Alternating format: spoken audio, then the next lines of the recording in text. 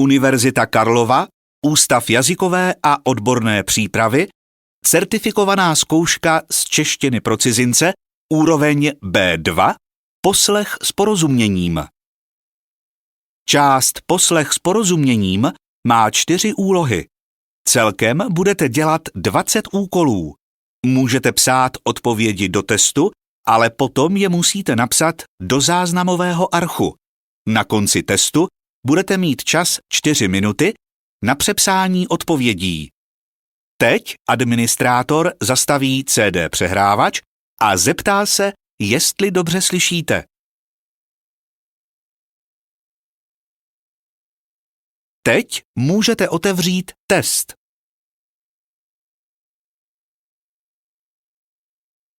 Úloha číslo 1. Uslyšíte 5 krátkých textů na různá témata. U každého úkolu 1 až 5 vyberte jednu správnou odpověď z nabídky A až C. Každou nahrávku uslyšíte 2krát. Teď si přečtěte úkoly 1 až 5.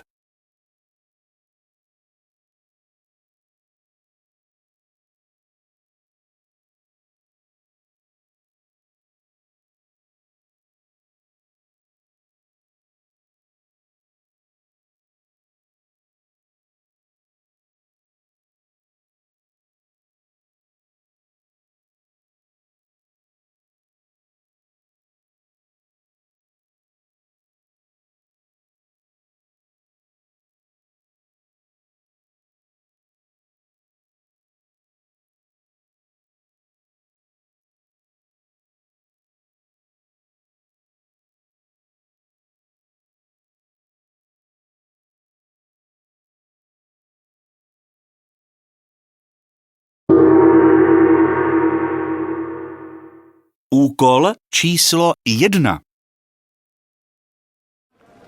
Znáte dobré restaurace v historickém centru Prahy, kde nejen výborně vaří, ale také načepují nešizené pivo? Expert na kulinářství Pavel Mauer se při jejich hledání pořádně zapotil. Nebudu vám líčit, jak jsem se styděl, že jich můžu doporučit tak žalostně málo. Musel jsem dlouho přemýšlet, než jsem členům klubu průvodců v Praze navrhl pár podniků, kam můžou svoje turisty vodit. Uvařit opravdu dobré a kvalitní české jídlo a načepovat poctivý ležák tam dokážou, ale jen s odřenýma ušima.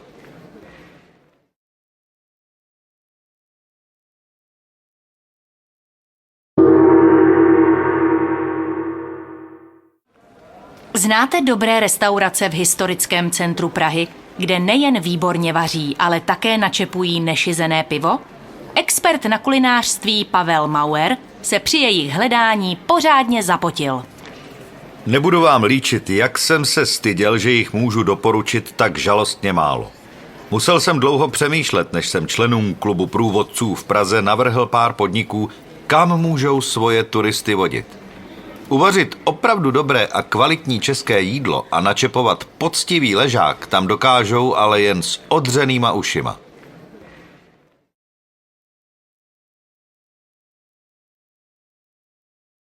Úkol číslo 2. Stando, prosím tě, uvažujeme teď s manželem o nějaké menší investici. A říkali jsme si, že se tě zeptáme, jestli s něčím takovým nemáš zkušenost. No to náhodou mám.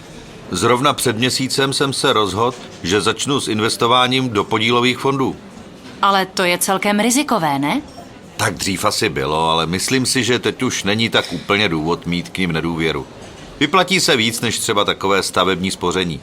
Většina lidí má obavy, ale podle mě je to spíš z neznalosti. Když mi je makléřka poprvé nabídla, věděl jsem zhruba, o co jde, přesto jsem ale taky trochu pochyboval.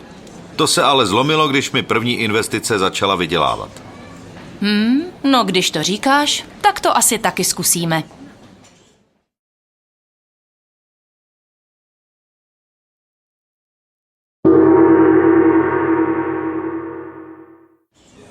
Stando, prosím tě, uvažujeme teď s manželem o nějaké menší investici.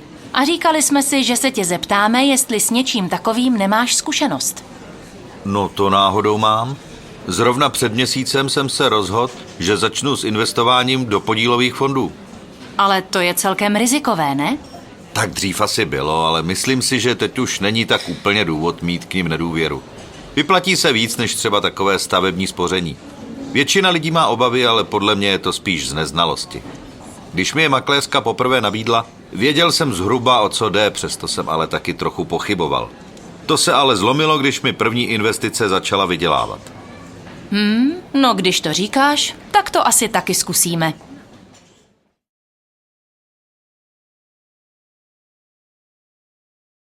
Úkol číslo 3. Letošní ročník Febiofestu bude opět zajímavý. Jako vždycky nabídneme filmovým nadšencům snímky z celého světa v mnoha kategoriích, včetně produkce pro děti.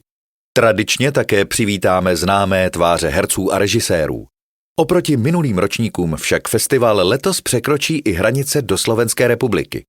A kdo nestihne navštívit pražská kina, může stejně jako vždycky v rámci regionálních ozvěn shlédnout vybrané filmy i v dalších městech. Připomínáme také, že porotcem tohoto mezinárodního filmového festivalu se může stát kdokoliv ve věku od 15 do 100 let, jakéhokoliv vzdělání, profese či zájmů.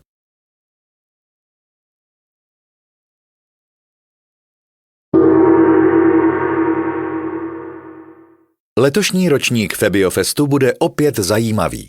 Jako vždycky nabídneme filmovým nadšencům snímky z celého světa v mnoha kategoriích, včetně produkce pro děti.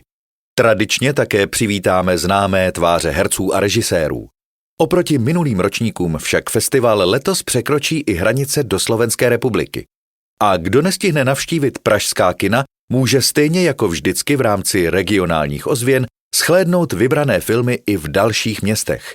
Připomínáme také, že porotcem tohoto mezinárodního filmového festivalu se může stát kdokoliv ve věku od 15 do 100 let, jakéhokoliv vzdělání, profese či zájmů.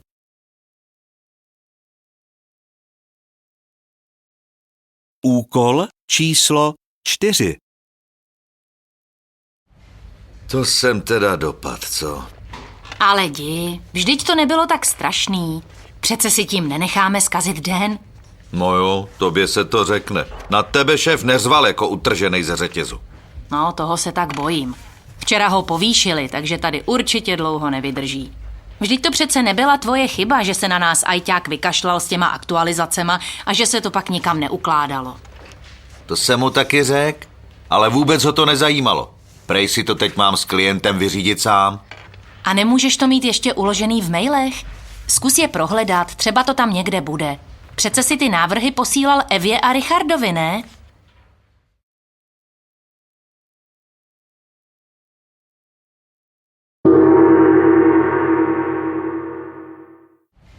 To jsem teda dopad, co? Ale vždyť to nebylo tak strašný. Přece si tím nenecháme zkazit den. No jo, tobě se to řekne. Na tebe šéf neřval jako utrženej ze řetězu. No, toho se tak bojím. Včera ho povýšili, takže tady určitě dlouho nevydrží.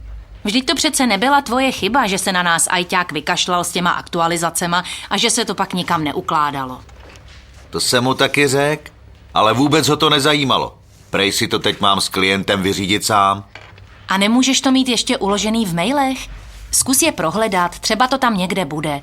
Přece si ty návrhy posílal Evě a Richardovi, ne?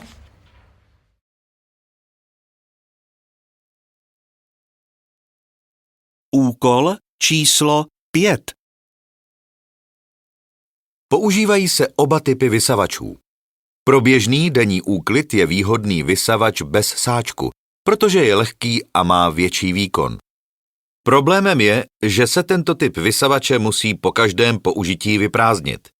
Také z něj uniká víc jemného prachu a to může vadit alergikům. Sáčkový vysavač z koberce lépe odstraní jemné nečistoty a plný sáček se jednoduše vyhodí. Nejčastěji lidé váhají mezi sáčkovým a bezsáčkovým vysavačem kvůli ceně za sáčky. Nejvíc ale záleží na tom, kde a jak budou lidé vysavač používat.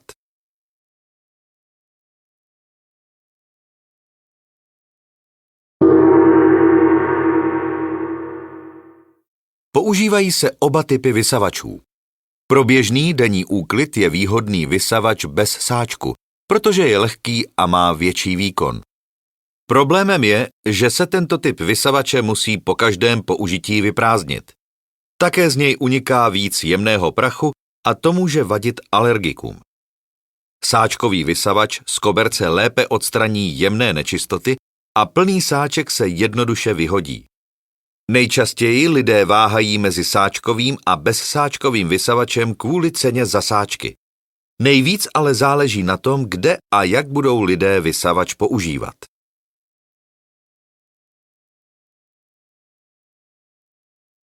Konec úlohy číslo 1.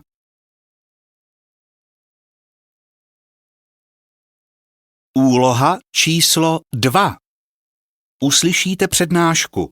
U každého úkolu 6 až 10 vyberte jednu správnou odpověď z nabídky A až C. Celou nahrávku uslyšíte 2krát. Teď si přečtěte úkoly 6 až 10.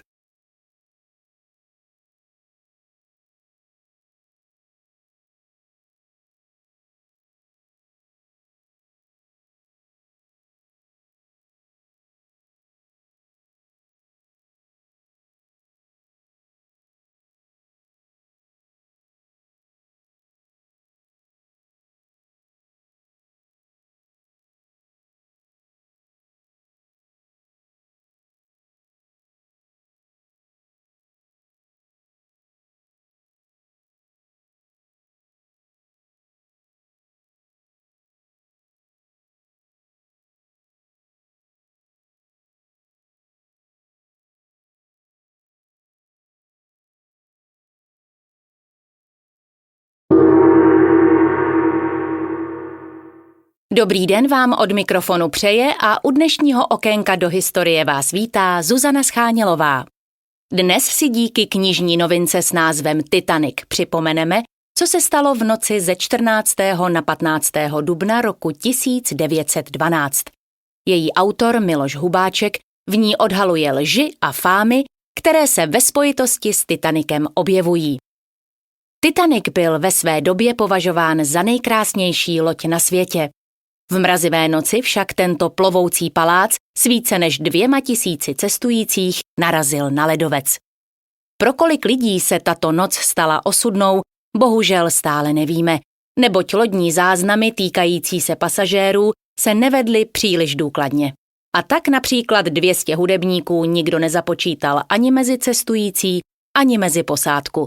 Dnes se odhaduje, že o život mohlo přijít až 1,5 tisíce lidí.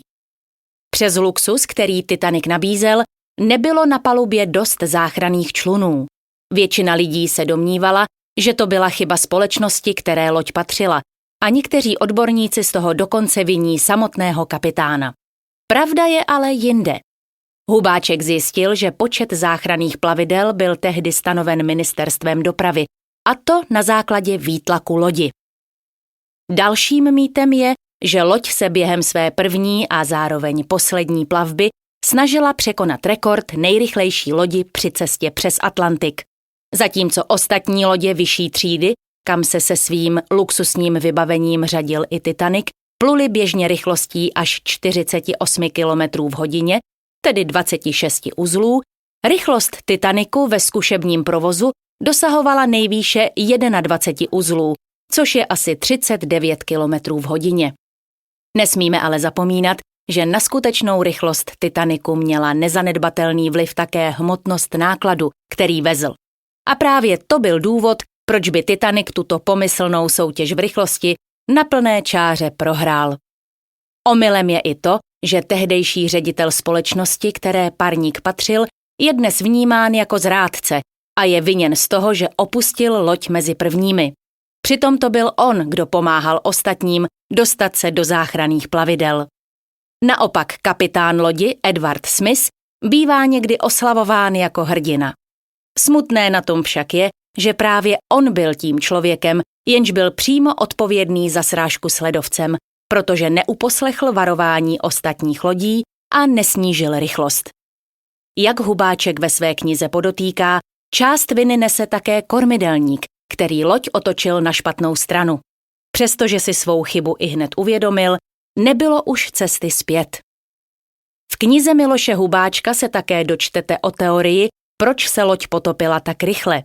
Zatímco autoři starších publikací tvrdili, že Titanic byl celkově špatně zkonstruován, podle Hubáčka za rychlé potopení mohly nekvalitní nýty, které spojovaly jednotlivé části lodi. Už je ale téměř nemožné toto prokázat, protože vrak Titaniku chátrá na dně oceánu a tak některé otázky zůstanou zřejmě nedořešeny.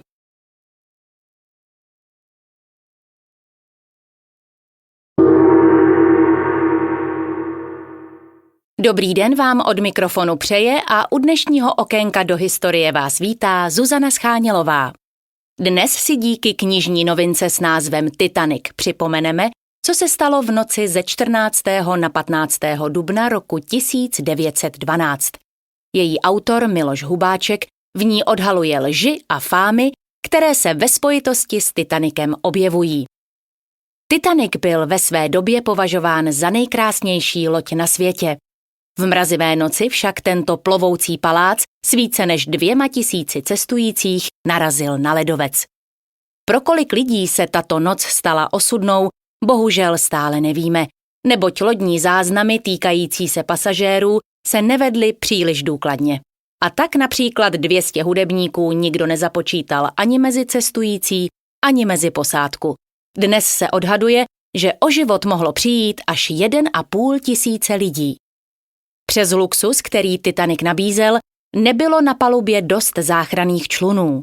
Většina lidí se domnívala, že to byla chyba společnosti, které loď patřila, a někteří odborníci z toho dokonce viní samotného kapitána. Pravda je ale jinde.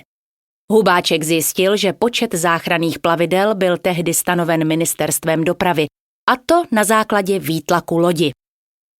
Dalším mýtem je, že loď se během své první a zároveň poslední plavby snažila překonat rekord nejrychlejší lodi při cestě přes Atlantik.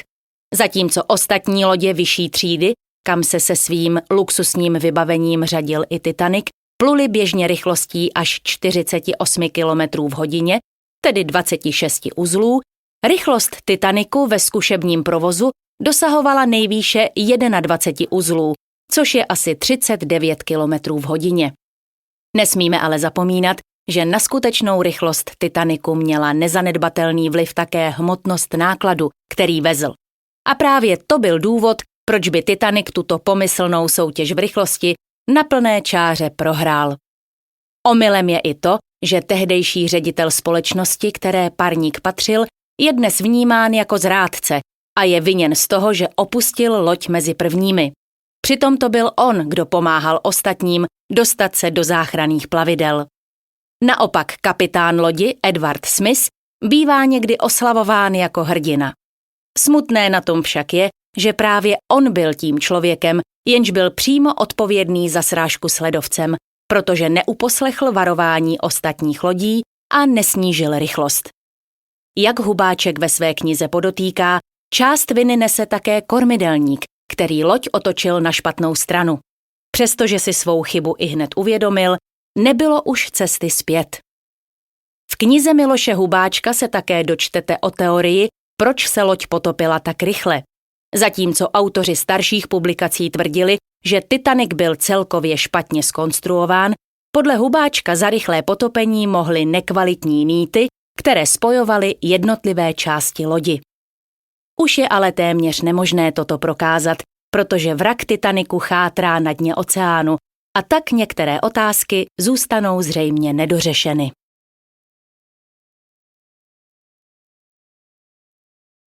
Konec úlohy číslo 2.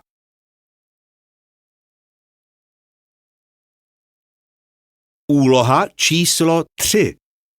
Uslyšíte 5 odpovědí na stejnou anketní otázku. Ke každému úkolu 11 až 15 přiřaďte titulky z nabídky A až G. Každý titulek můžete použít jen jednou. 2 titulky jsou navíc, nebudete je potřebovat. Celou nahrávku uslyšíte 2krát.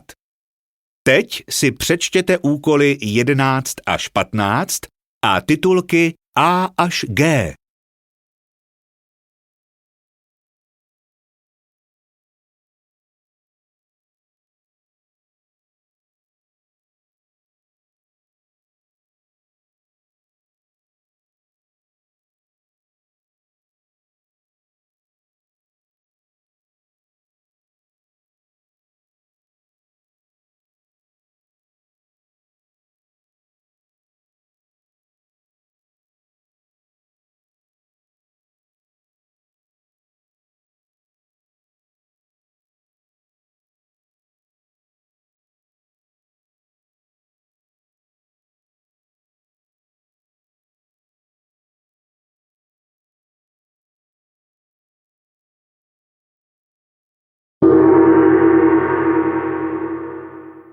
V Poslanecké sněmovně se nedávno projednával návrh zákona o prodejní době v neděli a o svátcích.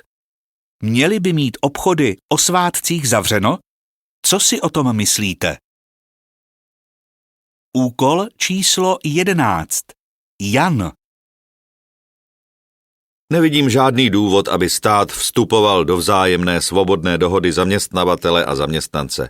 Ponechme na nich, ať si sami stanoví pracovní dobu podle svých preferencí a potřeb.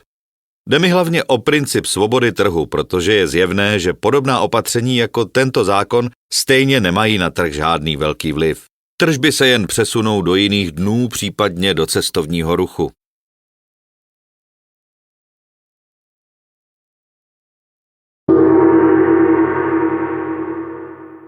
Úkol číslo 12.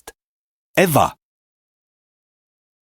Víte, podle mě platí to, co se říká v Bibli, že člověk má jeden den v týdnu odpočívat. Návrh zákona vychází z požadavků zaměstnanců velkých obchodních domů, aby neděle byly volné i pro ně. Já je zcela podporuju, takový zákon se měl přijmout už dávno. Na druhou stranu by každý měl rozhodovat sám za sebe a ten, kdo chce trávit neděle a svátky v práci, tak tomu bych to nijak nezakazovala. Bylo by dobré, aby něco takového v tom zákoně bylo, ale ať si každý dělá, co uzná za vhodné.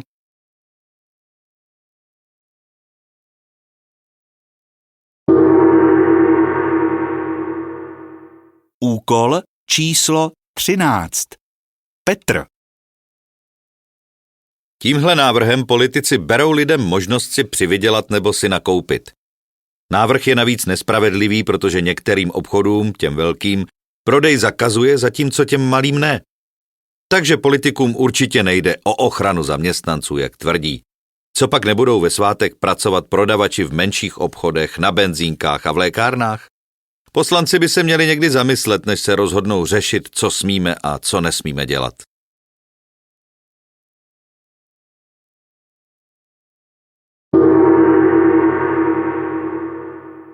Úkol číslo 14.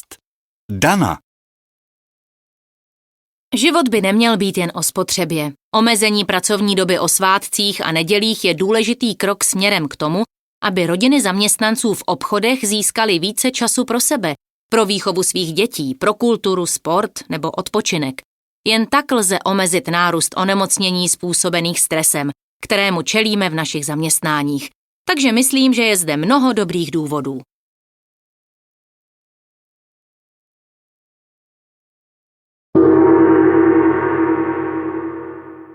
Úkol číslo 15. Evžen. Podle mě je to celé nesmysl. Pokud politici za hlavní argumenty považují pomoc zaměstnancům a malým podnikatelům nebo podporu rodinného života, pak se teda dost pletou. Mnozí zaměstnanci ve velkých obchodech totiž mají zájem o svátcích pracovat, protože si víc vydělají. Uznávám, že silný argument je podpora rodinného života. Ale pokud máme vychovávat k hodnotám, zákazy a omezování jsou tím nejhorším startem. Dovedete si představit ty naštvané rodinky, co budou muset jít v neděli místo do obchoďáku do lesa?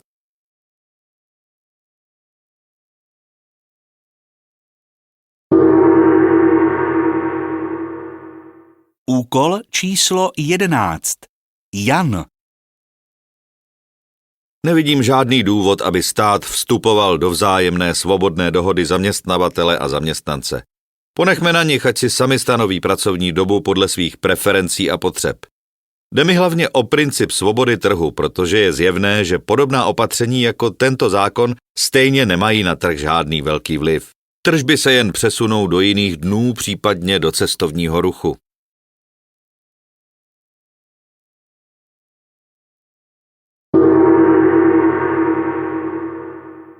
Úkol číslo 12. Eva. Víte, podle mě platí to, co se říká v Bibli, že člověk má jeden den v týdnu odpočívat. Návrh zákona vychází z požadavků zaměstnanců velkých obchodních domů, aby neděle byly volné i pro ně. Já je zcela podporuju, takový zákon se měl přijmout už dávno. Na druhou stranu by každý měl rozhodovat sám za sebe a ten, kdo chce trávit neděle a svátky v práci, tak tomu bych to nijak nezakazovala. Bylo by dobré, aby něco takového v tom zákoně bylo, ale ať si každý dělá, co uzná za vhodné.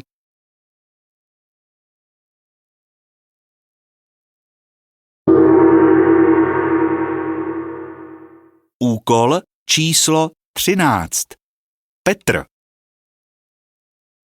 Tímhle návrhem politici berou lidem možnost si přivydělat nebo si nakoupit.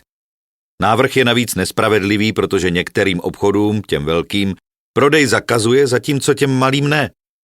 Takže politikům určitě nejde o ochranu zaměstnanců, jak tvrdí. Co pak nebudou ve svátek pracovat prodavači v menších obchodech, na benzínkách a v lékárnách? Poslanci by se měli někdy zamyslet, než se rozhodnou řešit, co smíme a co nesmíme dělat.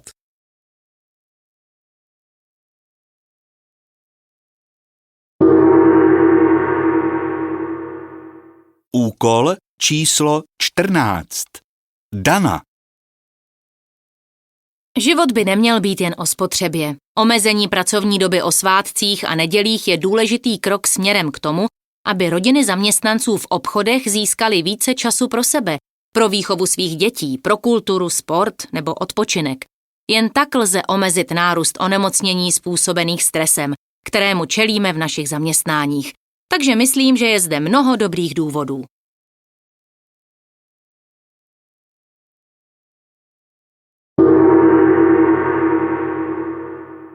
Úkol číslo 15. Evžen. Podle mě je to celé nesmysl. Pokud politici za hlavní argumenty považují pomoc zaměstnancům a malým podnikatelům nebo podporu rodinného života, pak se teda dost pletou. Mnozí zaměstnanci ve velkých obchodech totiž mají zájem o svátcích pracovat, protože si víc vydělají. Uznávám, že silný argument je podpora rodinného života. Ale pokud máme vychovávat k hodnotám, zákazy a omezování jsou tím nejhorším startem. Dovedete si představit ty naštvané rodinky, co budou muset jít v neděli místo do obchoďáku do lesa?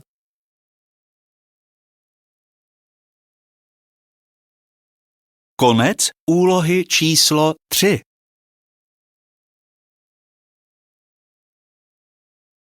Úloha číslo 4. Uslyšíte diskuzi.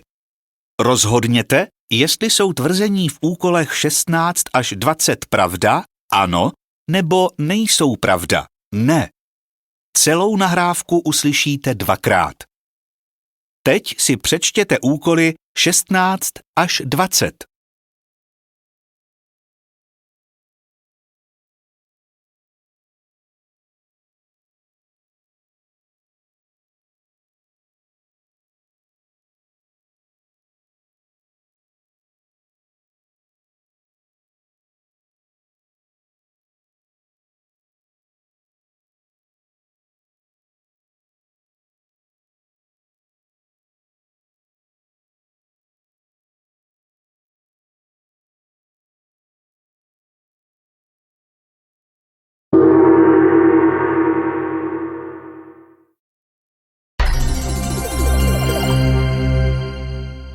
Právě začíná našich pravidelných 5 minut. U mikrofonu vítám studenty Hedviku a Karla z Univerzity v Hradci Králové, kteří přijali pozvánku k naší diskuzi. Dobrý den. Hezké odpoledne. Dnes si budeme povídat o takzvaném skleněném stropu, čili o neviditelné společenské bariéře, která údajně brání ženám zastávat vysoké pozice v zaměstnání. Od kdy se o skleněném stropu mluví? Termín skleněný strop se poprvé objevil v roce 1984 a po více než 30 letech ještě nezačal ani praskat. Na světě neexistuje jediná země, ve které by bylo stejně političek jako politiků. V prostředí obchodu je situace dokonce ještě horší. Co si o tom myslíte vy, Hedviko? Ano, to je bohužel pravda. Politici ale začali alespoň přijímat určitá opatření, která by měla vést ke zvýšení počtu žen v parlamentech. No to je sice pěkné, ale bohužel se to týká jen parlamentů. Politici neudělali nic pro vyrovnání počtu žen ve vedoucích pozicích. Výjimkou je tradiční Norsko a pak taky Španělsko, které zavedlo tyhle nové zákony letos v lednu. Jestli přinesou to, co se od nich očekává, se vlastně teprve ukáže. Přinejmenším je aspoň vidět nějakou snahu. Kritici pozitivní diskriminace ale tvrdí, že tyto umělé zásahy vysílají zprávu o tom, že ženy nezvládají dosáhnout stejného postavení bez těchto opatření. Tady se ale nejedná o to, že by se neschopné ženy měly dostat na místa schopných mužů. Tady jde o zajištění toho, aby ženy měly rovnou šanci získat stejnou práci jako my muži. Mimochodem, mezinárodní korporace také nesouhlasí s tím, aby byly stanoveny počty žen, které musí vést firmy. Tvrdí, že ženy by měly být rády, že nepatří do toho drsného světa, ve kterém se rozhoduje o velkých věcech. Podle nich by vůbec neměly usilovat o to stát se jeho součástí. Kdyby to nebylo tak vážné, musela bych se tomu smát. No, by úplně stačilo, kdyby významné firmy přestaly najímat nové zaměstnance na golfovém hřišti. Vedlo by to k zaměstnání většího počtu žen, které rozumějí konceptům, jako je řízení a udržitelný rozvoj, mnohem lépe než muži vybraní jen proto, že jsou muži. Tak samozřejmě se shodneme na tom, že mít ženy ve vedení je dobré nejen pro ženy, ale i pro ekonomiku a pro celou společnost. Nicméně nemyslím si, že bychom měli ženy do kariéry nutit. Stejně tak bychom neměli firmy nutit přijímat do manažerských pozic více žen. Řada akademických studií prokázala, že společnosti, které mají ve vedení ženy, jsou považovány za spravedlivější, dosahují vyšších finančních výsledků a jejich kapitál má vyšší hodnotu než u společnosti s čistě mužským vedením. Jaký na to máte názor? No, my teď v jednom projektu sledujeme vývoj mezd u mužů a u žen a musím říct, že se v české společnosti daří ten rozdíl snižovat, což je podle mě zásluha hlavně novinářů, kteří na platovou nerovnost v poslední době dost upozorňují. Milí posluchači, náš čas bohužel vypršel. Děkujeme našim hostům a všichni tři se s vámi loučíme. Shledanou.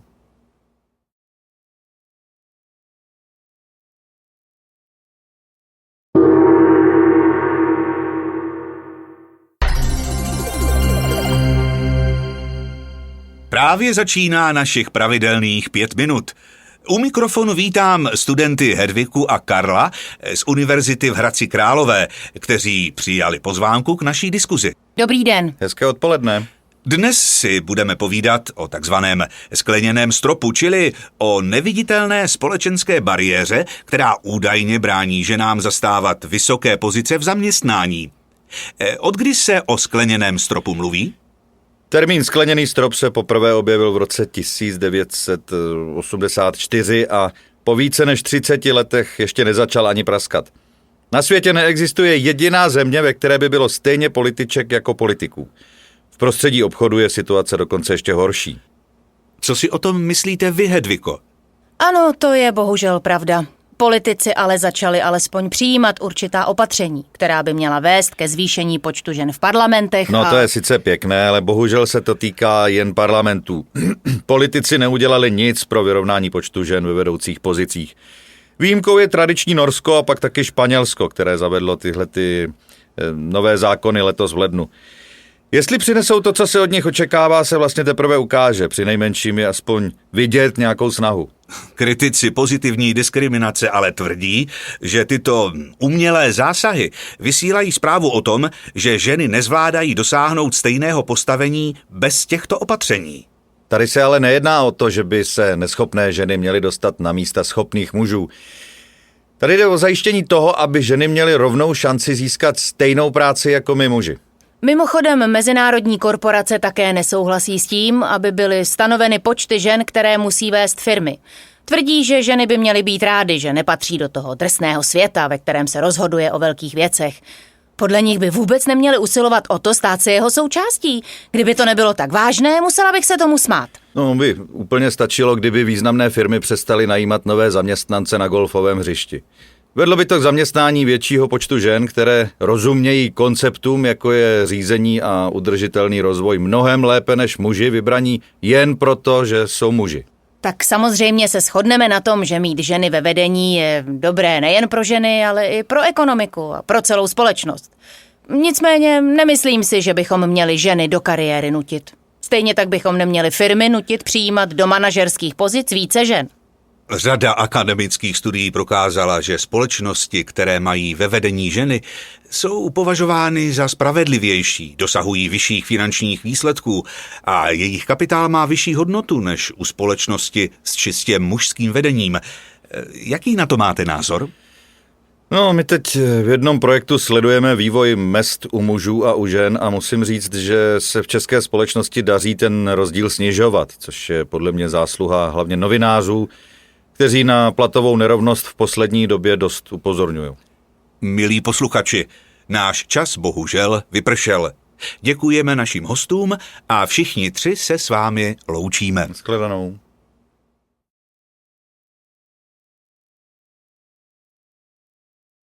Konec úlohy číslo 4.